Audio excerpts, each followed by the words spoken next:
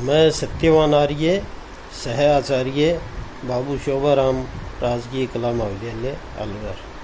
प्रिय विद्यार्थियों, आज हम अंधेर नगरी नाटक की व्याख्या को समझेंगे।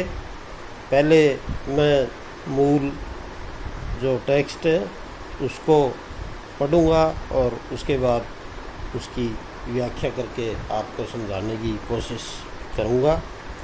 तो व्याख्या से पहले मैं अंधेर नगरी की पूर्व पीठिका के विषय में आपको बताना चाहूँगा कि जो भारतेंदु हरिश्चंद्र जी थे, उनका अंधेर नगरी नामक ये जो नाटक है उसको लिखने के पीछे उनका क्या उद्देश्य रहा था, ये मैं आपको बताने की कोशिश कर रहा हूँ। ध्यान से सुने। अंधेर नगरी नाटक या प्रहसन सत्य की खोज, स्वतंत्रता, आत्मनिर्भरता, समता, स्वावलंबन, राष्ट्रीयता और न्याय का फल है। यह कृति उस प्रतिक्रिया, उस घुटन, उस विद्रोह से जन्मी है जो भारतीय राष्ट्रीयता, स्वतंत्रता की भूमिका है। 1857 ईस्वी का राज विद्रोह, अंग्रेजी हुकूमत से बगावत अंधेर नगरी की पृष्ठभूमि है। मुट्ठी भर अंग्रेज़ों की गुलामी से देश आर्थिक, सामाजिक, नैतिक दृष्टि से खोखला होता जा रहा है। भारतीय अपनी गरिमा, अपना प्राचीन गौरव भूलते जा रहे थे और हीन भावना, भय से त्रस्त हो रहे थे। उनका वर्तमान अंधकार, अज्ञान, अविद्या, गरीबी से पूर्ण था और भविष्य में प्रकाश की कोई किरण नहीं। सामाजिक कुरीतियों, अंधविश्वासों, पाखंड, छुआछूत, वेश्यागमन, शराबखोरी तथा अकर्मण्यता से देश दुर्दशा से ग्रस्त था। व्यक्ति, समाज, राष्ट्र में कोई तालमेल न था। व्यक्ति समाज के प्रति उत्तरदायित्व की अवहेलना करता था। वर्ग भेद, वर्ण भेद, अधिकार भेद से समाज की एकता समाप्त सी थी। धर्म का नैतिक जीवन से संबंध टूट चुका था। केवल पाखंड, रामकृष्ण भवानी के नाम पर धार्मिक लूट खसोट, व्यभिचार। सरकार मुसलमानों को मिलाने के लिए अरबी उर्दू को बढ़ावा दे रही थी। हिंदू काफिर कहे जाते थे। हिंदी तिरस्कृत थी। योग्यता, ईमानदारी की जगह चापलूसी और घूसखोरी। अंग्रेज़ी हुकूमत अंग्रेज़ों के हित के लिए, इंग्लैंड के लाभ के लिए, ईसाई धर्म के प्रचार के लिए थी।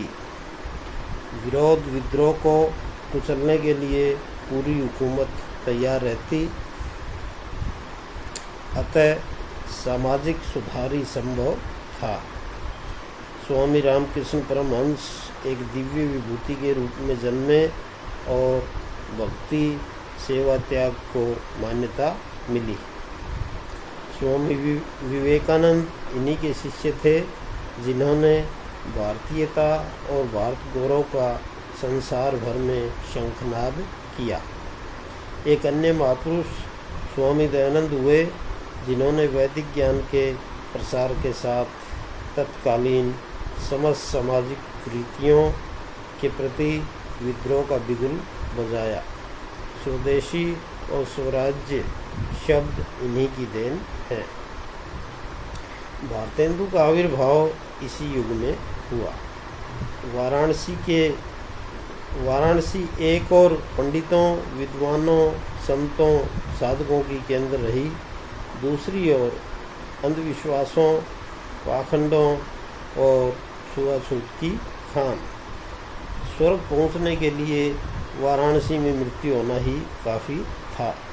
संत कबीर, वैष्णव कबीर भेदभाव से जर्जरित हिंदू समाज धर्म को अभेद का मार्ग बता चुके थे।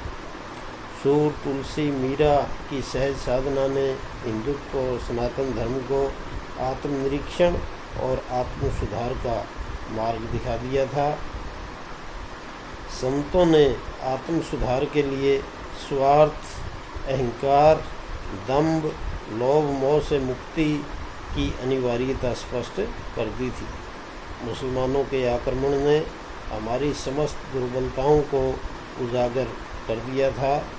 न हमें एकता थी, न अभेद भावना और न कर्तव्य के प्रति निष्ठा।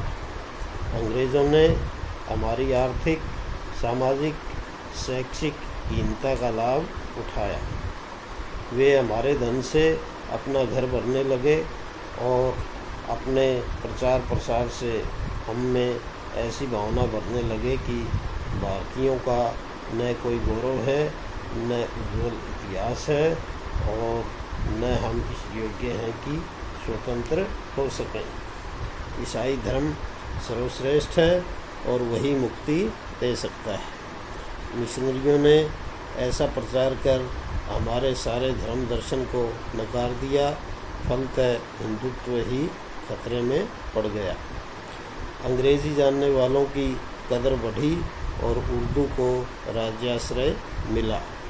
ये सारे विध्वंसात्मक कार्य सचेत, जागरूक, चैतन्य लोगों से न देखे गए। उन्होंने समाज को शिक्षित करने, पाखंड को निर्मूल करने, भाषा धर्म की रक्षा करने के लिए प्रयत्न करने प्रारंभ किए। नव चेतना के लिए पत्र पत्रिकाएं निकाली गईं, प्राचीन ग्रंथों के हिंदी अनुवाद किए गए और लोगों में भारतीयता की भावना विकसित की गई। भारत दुर्दशा साहित्यकारों से न देखी गई। निबंध, कविता, नाटक सभी माध्यमों से इसकी अभिव्यक्ति की गई। अंग्रेजी राज्य के विरुद्ध व्यंग का सहारा लिया गया। प्रहसनों के द्वारा वस्तु स्थिति का चित्रण किया गया। अंधेर नगरी प्रहसन ने रंगमंच के माध्यम से एक नई चेतना को जन्म दिया। रंगमंच सामान्य जनता को शिक्षित करने का सर्वोत्तम साधन है। श्रव्य दृश्य होने से यह अत्यंत प्रभु विष्णु है। भारतेंदु अंग्रेजी नाटकों को पढ़ चुके थे। मर्चेंट ऑफ वेनिस के यथार्थ सामाजिक चित्रण से प्रभावित होकर उनका अनुवाद उन्होंने दुर्लभ बंधु वंशपुर का महाजन नाम से किया। उन्होंने अंग्रेजी साहित्य से पूरा लाभ उठाया। अपने नाटकों को भारत के नाट्य शास्त्र से हटकर पाश्चात्य शैली में ढाला। उन्होंने कहा, अब नाटकों में आशी, पंथ, संधि आदि की आवश्यकता नहीं रही। हिंदी नाटक में उल्टा फल होता है। कथा वस्तु, चरित्र, संवाद, भाषा सबको यथार्थ और समसामयिकता से जोड़कर भारतेंदु ने नाट्य कला को नई दिशा दी। उन्होंने किसी आदर्श कथानक और चरित्र को नहीं लिया, बल्कि तत्कालीन सामाजिक, राजनीतिक, धार्मिक, शैक्षिक समस्याओं को नाटक के माध्यम से चित्रित कर चेतनता और नवजागरण को प्रभावित किया। साथ ही भारत दुर्दशा से परिचित कराकर विद्रोह की नींव डाली। अतः अंधेर नगरी रूढ़िगत विनाशात्मक परंपराओं, प्रथाओं, मान्यताओं के विरोध में तथा राष्ट्रीयता, भारत प्रेम, विद्या, विवेक, न्याय के पक्ष में विद्रोहपरक समस्या मूलक व्यंग रचना है। विद्यार्थियों, अब हम इसके व्याख्या भाग को देखेंगे। पहले मैं व्याख्या पढ़ूंगा, उसके बाद उसे समझाने की कोशिश करूंगा। ध्यान से सुने। अंधेर नगरी चौपट राजा, टके शेर बाजी, टके शेर खाजा। अंधेर नगरी से तात्पर्य यहाँ ऐसी नगरी या ऐसे राज्य से आप समझें जहाँ व्यक्ति को न्याय प्राप्त नहीं होता। चौपट राजा से भी यही अर्थ है कि ऐसा विवेकहीन राजा जो प्रजा की बात को ना सुने। टके शेर भाजी, टके शेर खाजा, भाजी सब्जी को कहते हैं, जहाँ मतलब हर खाद्य पदार्थ का मूल्य एक जैसा ही हो, उसमें कोई भेद ना हो, यानी जिसको अच्छे और या अच्छे की बजाय ये कह लीजिए कि गुण और अवगुण की जिसको पहचान ना हो, ऐसा व्यक्ति के राज्य की ओर संकेत किया गया है। तो अंधेर नगरी प्रहसन का जो पहला अंक है वह देखें आप। स्थान बाह्य प्रांत, महंत जी 2 चेलों के साथ गाते हुए आते हैं।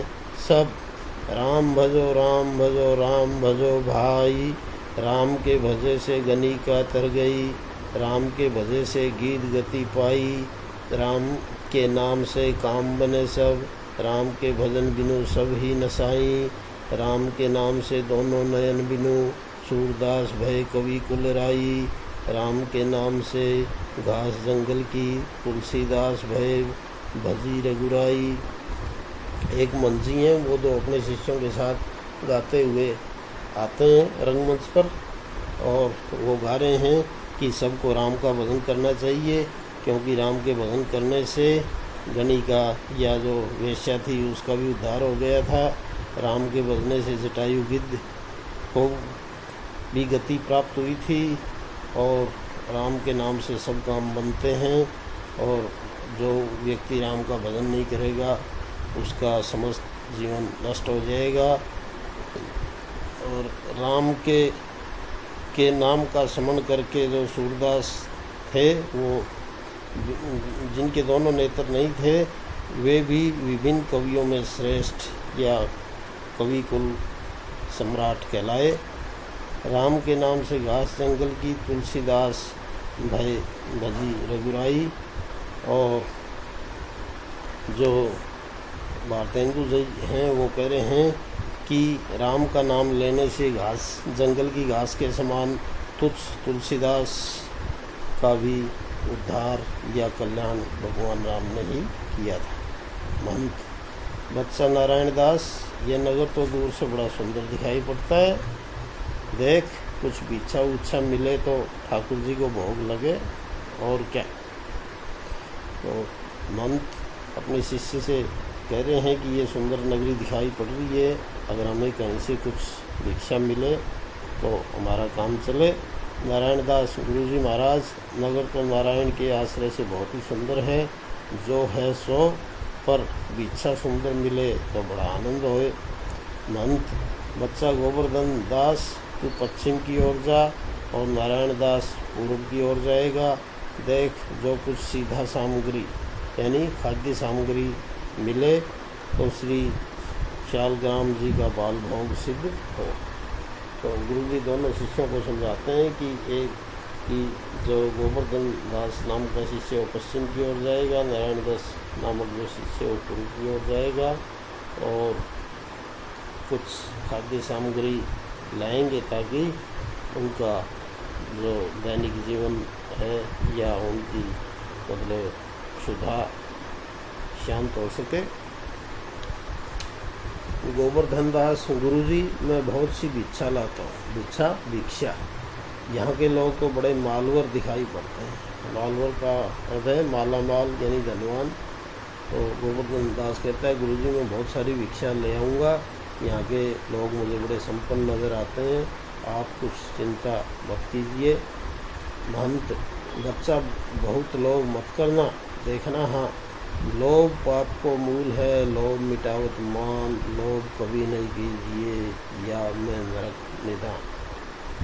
गाते हुए सब जाते हैं। मंत्र जी अपने दोनों शिष्यों को समझा रहे हैं कि लोभ और पाप का मूल कारण होता है, यानी लोभ करने से ही व्यक्ति पाप में फंसता या धंसता चला जाता है, और जो लोभ या लालच है वही व्यक्ति के मान या सम्मान या इज्जत को समाप्त कर देता है। लोभ कभी नहीं कीजिए या मैं नरक निदान। और जो मंत्री अपने शिष्यों को समझाते हुए कह रहे हैं कि व्यक्ति को कभी भी लोभ नहीं करना चाहिए, क्योंकि अंत में लोभ करने से व्यक्ति को नरक या दुख का सामना करना पड़ता है। और इस प्रकार जाते हुए वो सब चले जाते हैं और प्रथम अंक समाप्त होता है।